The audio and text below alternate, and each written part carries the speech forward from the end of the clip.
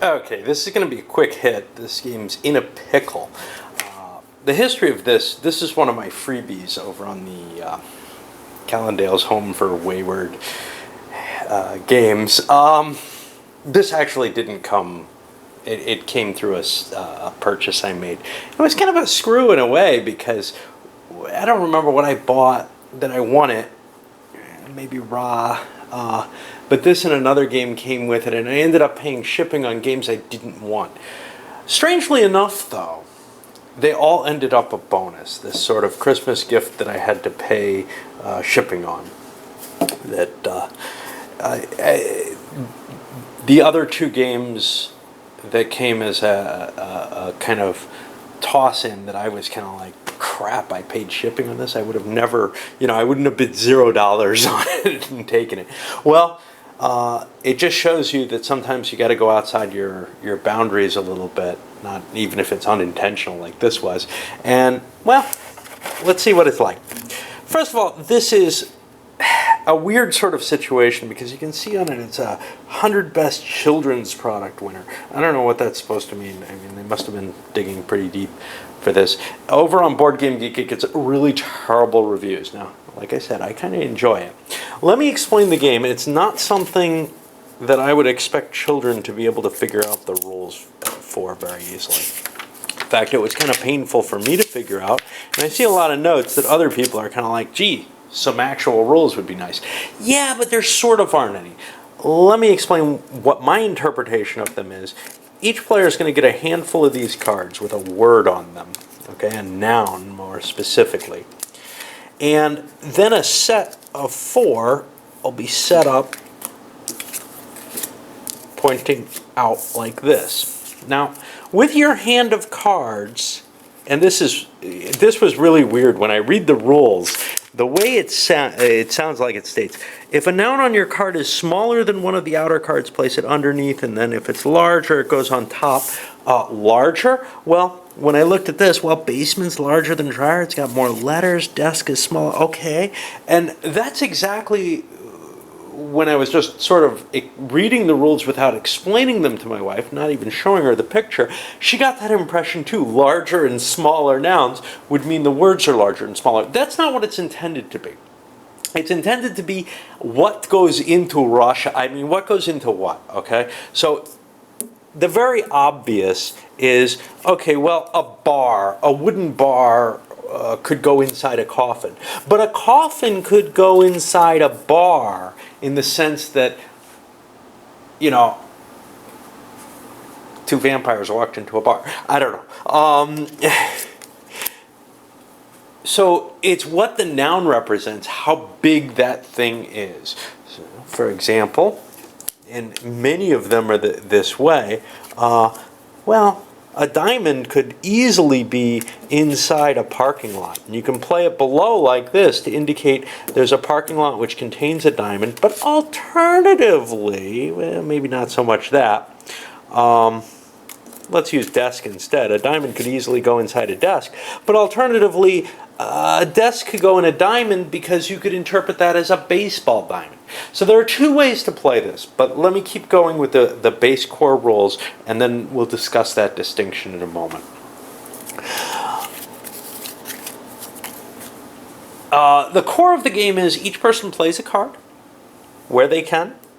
There's a potential to challenge what they say. So, for example, if I say, well, there's a coffin in a big pile of lint. You could kind of say, that's just not believable. And if you're playing in 2, that's really, it really puts you in a rough spot, because if 2 people really believe that there's an issue, what the rules really say is the challenger always wins in a 2-player game, because what happens is everybody except the guy who plays it gets to vote up or down. Well, obviously, if you play this in the wrong spirit of things, you would just deny your opponent any chance, and you'd never get any cards played. But I think the way I would look at it is, I don't believe that a huge pile of lint really makes sense as something that could contain a coffin, but alternatively, a little bit of lint could be in a coffin. And my argument, which may be just as suspect, is that there is some gas, in the sense of oxygen, say, floating around inside that little piece of lint, okay? And you continue this until something gets 4 in size, right? So I could say, well, the coffin was sitting in a parking lot. Now, once it hits 4 in size, you've hit the final round on that sort of line. And each player in turn is allowed to add 1 card, but it has to be contained within the last card on the end. So, if playing under one set of rules, well, there's a bunch of gas, and there was a desk inside that gas, you know, like a big a refinery contained a desk that somebody had dropped in it. Oh, well, and you couldn't take this, but there was a metal bar inside the desk, etc. Once nobody can play anymore, whoever played the last one sweeps this up and takes it, and you've got to win a certain number of these. In the 2-player game, it's 5 piles. In more players, it's less piles. All right. Well, like I said, there's 2 ways you can play this. One is what I was kind of doing. Well, let's follow that up a little bit here. Right? We had the parking lot with the coffin in it, with the lint, with gas in the lint, and the desk in the big refinery full of gas, and the bar in the desk. That's one way to play. That's the basic way.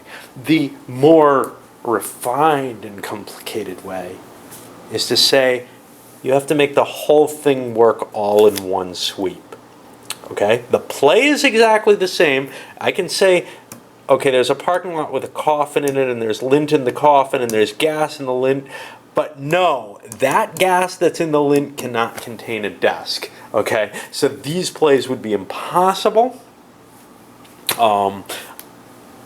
You might be able to make arguments of other things that are smaller than that gas, but remember, that is the gas contained in the lint in that case. And that makes it a little different game. I don't know, it's a little harder. There's no question of that. And there is some strategy in this thing. Okay, it doesn't seem like there is, but even in 2 players, there's sort of a strategy of, okay, well, I want to play on this, at least if you're playing with the complete line. If you're playing with just any card can match whatever its preceding or anteceding card would be, whatever card you play it on, essentially. Then I don't know if there would be much strategy. But in the 2-player game we played, and we played a couple of times, it was kind of important to play, at least in my view, to the bottom. Okay. I think I just did this in the opposite order of what it's supposed to be. Certainly we did it that way. If the card is larger, it goes overlap. Yeah, I just did it entirely in the opposite direction of what it should have been. It should be the gas is inside the lint, is inside the coffin, is inside the parking lot, okay? So the strategy of what I was doing tended to be to try to put smaller and smaller things on the table, because generally it's easier to get bigger things that could contain stuff. But it depends on your hand. You have this little kind of flexibility there. All right. Well, let us take a little break, and I'll give some of my impressions of it. All righty. Let's try to... I haven't done this in a while, and I've got some barriers in my way. In a pickle. This is by Game Right. Never heard of them. Component-wise, these suckers are perfectly functional, and there's nothing to be said about them. You've got a huge pile of cards, a lot of different nouns in them. In terms of replay, because of just the number of different cards, that's pretty strong, I think. You're gonna, as long as you can shuffle these tremendous decks well. This little plastic thing is very flimsy. for whatever that may matter. You don't want to, be playing baccarat out of it, I guess. But the rule book is, as I alluded in the earlier parts, really terrible. It took a while to figure out what the hell they were even talking about in the game. But anyhow, what's really important is kind of who this is aimed for, who's going to enjoy it, who's going to have any fun with it. It's kind of marketed on the box with this 100 best children's products and everything as purely a children's game, but it does say 10 and up. Now, when you see a children's game marked 10 and up, you're probably thinking, well, it probably can be played by younger kids. And it could be, I guess, especially if they're used to it already and kind of understand the rules and the way it works. But I could see kids, or older gamers for that matter, being really, really pathological in their play of this game. Absolutely refusing, to let somebody else win because it's within the rules to stop them from winning by just challenging something and voting it down. That's misplaying this. In essence, this is a sort of a party game, and I think this would be tremendous fun with a group of people maybe. But even in 2 players, with the right spirit there and the right kind of attitude, I think it played out pretty well. And it's the kind of thing that, it takes no real effort in terms of you can just deal out a hand of it and start playing. It's not something that you have to, really worry about getting the rules right and strategizing heavily or anything. It's just, a fun game in the sense of a pastime. It's possible to do things to try to help yourself to win. It's certainly an interesting exercise in reaching for connections. And these cards might actually have a use elsewhere as well. You might be able to play other kind of similar word games, not make the connection just containment, but make it other things. In a lot of ways, it kind of reminds me of the kind of spirit that you need to have in something like Once Upon a Time. Where and it's even worse here in terms of there not being a game. If you try to play it purely as I want to win this game, you will break this completely. Once Upon a Time, you'll just make completely not fun. This one, however, there is some enjoyment in trying to make these stretching stories in the same sort of way. They're not really stories, they're just lists of things. But stories come out of them while you're playing somehow. Just the argument of how something is within something is kind of an interesting thing. What else could you do with it instead of in?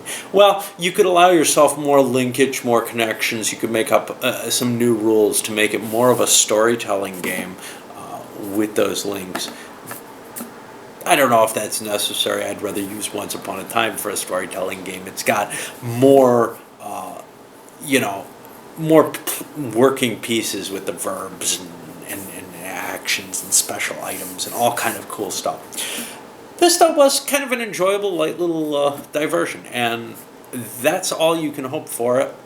A lot of people rated it crappy because they expect, hey, I've got a certain fixed definition of what a game is, and this does not fit in that definition.